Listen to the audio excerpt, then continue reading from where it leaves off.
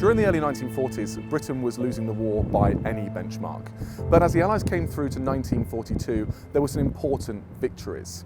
In North Africa, there was success at El Alamein, and they were able to hold on to Malta, which interrupted Rommel's supplies through into North Africa. Now, these successes came at a bit of a price, and this was the fact that we had to start processing the prisoners of war. And one of the places that they came back to was, of course, the United Kingdom.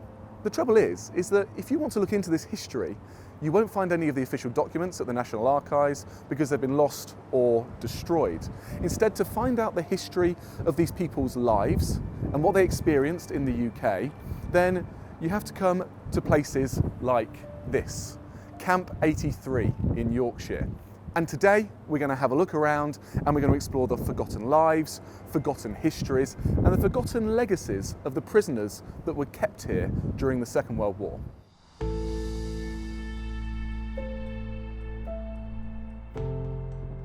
Thank you so much for inviting us here at Eden Camp. It really is a pleasure to be here. Could you tell us a little about the history of the camp? When was it established? So Eden Camp was built in 1942 by Italian prisoners of war, and we were capturing the Italians in North Africa.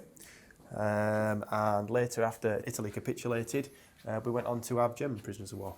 So you had Italians first, That's right. and then Germans. Yeah. Was it just German prisoners of war you had here? Yeah, so the Italians first, then the Germans. You'd be looking at people from different nationalities as well, so it wouldn't just be Germans. We had a lot of Romanians here, for example. So these are the original prisoner of war record cards that would have been made up when the prisoners were brought into the camp. So what do these people work as? So very few of them are actually professional soldiers. Right.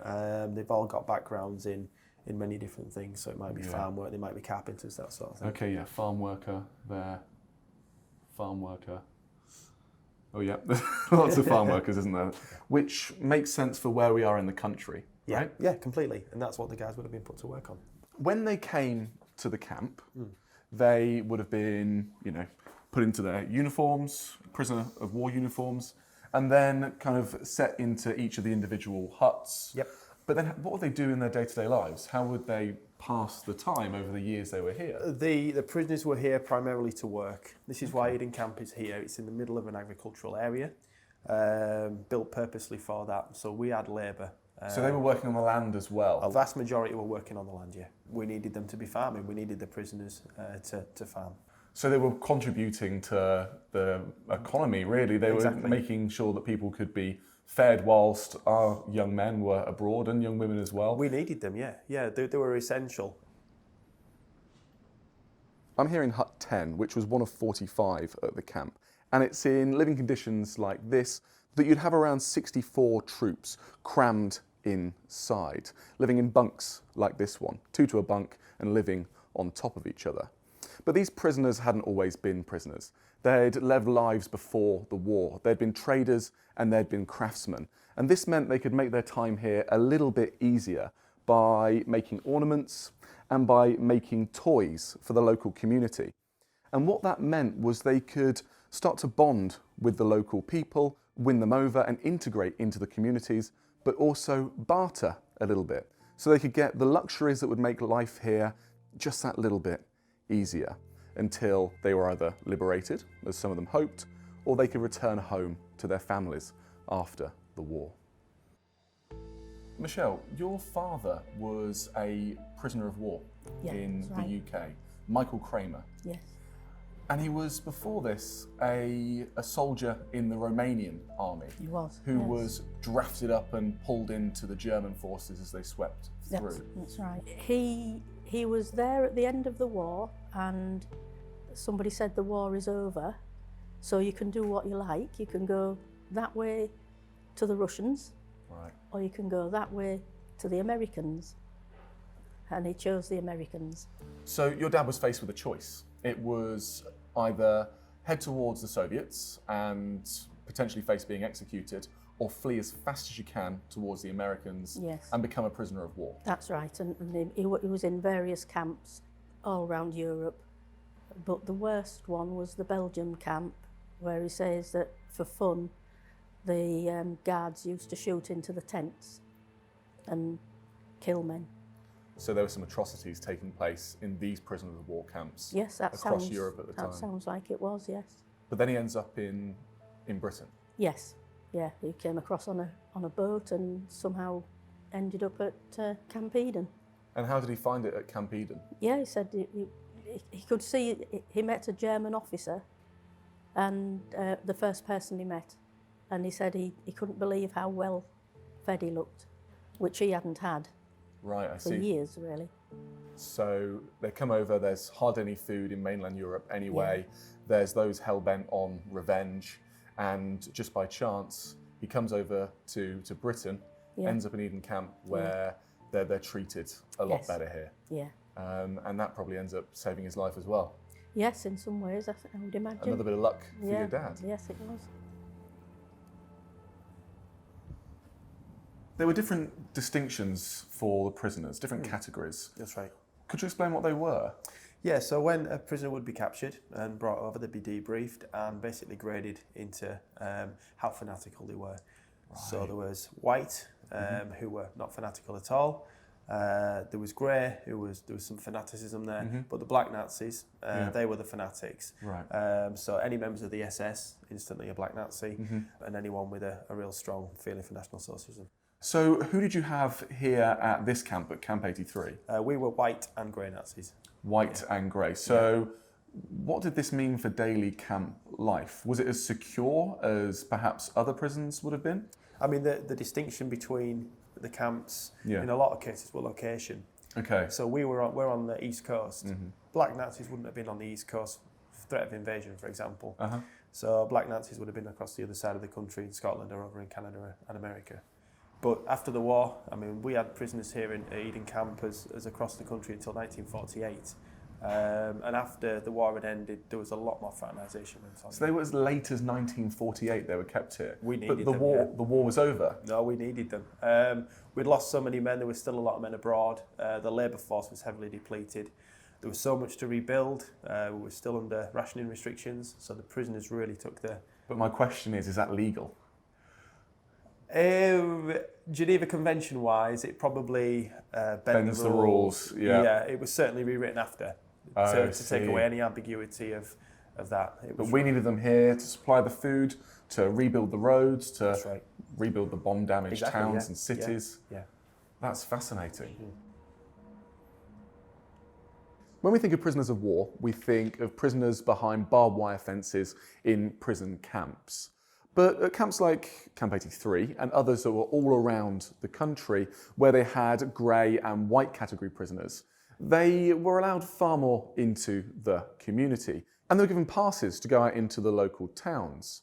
And from all records, it appears that the local population had a positive perception of the prisoners. In fact, over time, they were even welcomed into aspects of the community by the church and even into people's homes.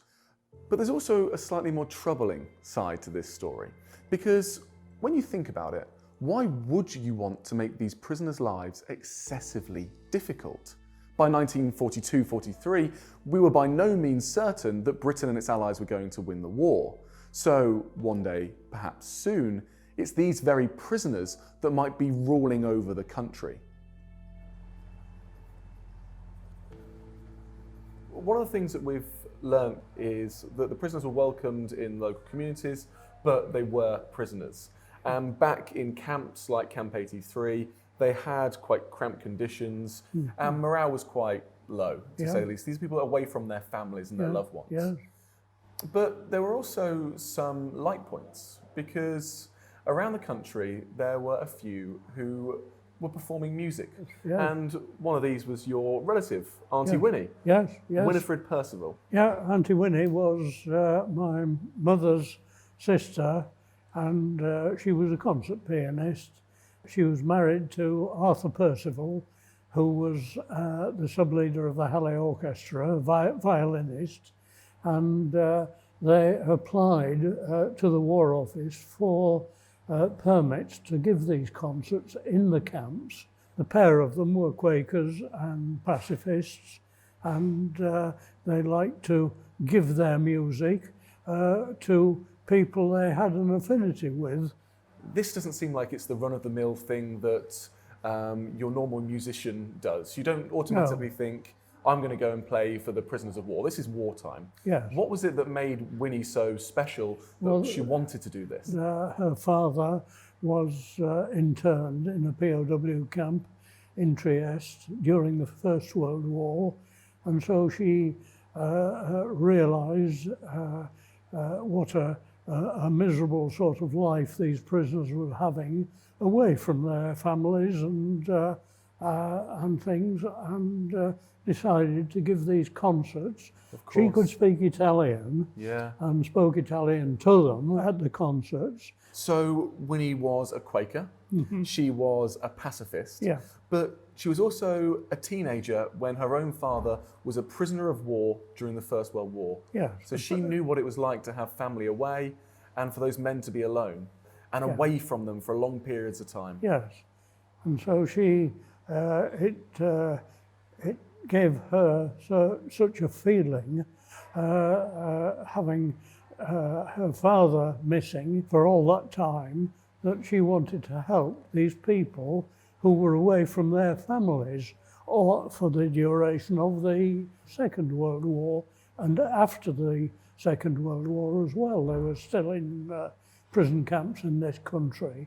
And what sort of things did she play? She mainly music by Italian composers, Italian folk music and that sort of thing. So not just classical, but also more local tunes as well? Yes. Things that are close to their heart? Yes. So she really made it feel just that little slice of home? Yes. She brought the language, she brought the music, and she brought it to them in the camps? Yes.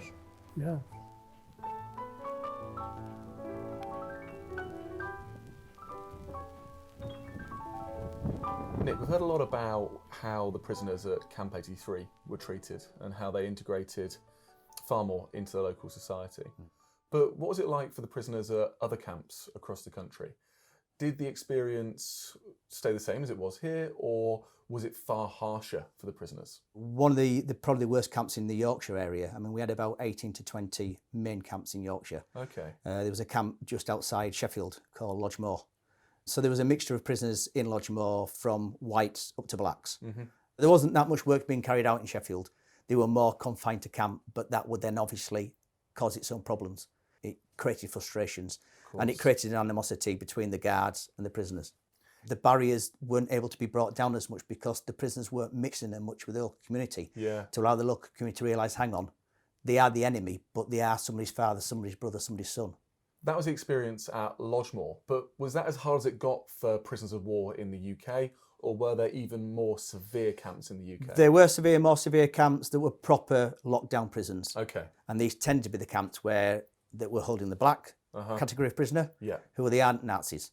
So what are the names of some of these camps? Well, there's one down in Bridgend, down in Wales, In Bridgend, and that's probably the most infamous one. And in fact, that camp became famous for a breakout. So you had the most hardened Nazis that managed to escape from one of these high security camps? Yes. The British military authorities were notified of this, and so they rounded up the prisoners, and the prisoners were recaptured. The ringleaders were then identified, but in order to stop them doing it again as part of a punishment, they were shipped off up into a camp up in Scotland. One of the prisoners who was identified as a ringleader was taken up. He was then identified by fellow prisoners as actually not being one of the ringleaders, but actually being the person who'd alerted British military authorities. Subsequently, he was then identified, he was put through a kangaroo court, and he was executed. He was hung. They tried to make it like a suicide, but once again, when the authorities came in and investigated it, realised that he'd been executed, he'd been murdered. So it wasn't just the harsh treatment by some of the guards in some of the prison camps, but it was the internal infighting between those who were some of the most hardened Nazis and those perhaps seen as being on the side of the British. Absolutely, as well. yes. The war carried on in these prisoner of war camps. Yes, yeah. Indoctrination, propaganda is one of the most powerful weapons any nation can have. And this is what Hitler did very, very well.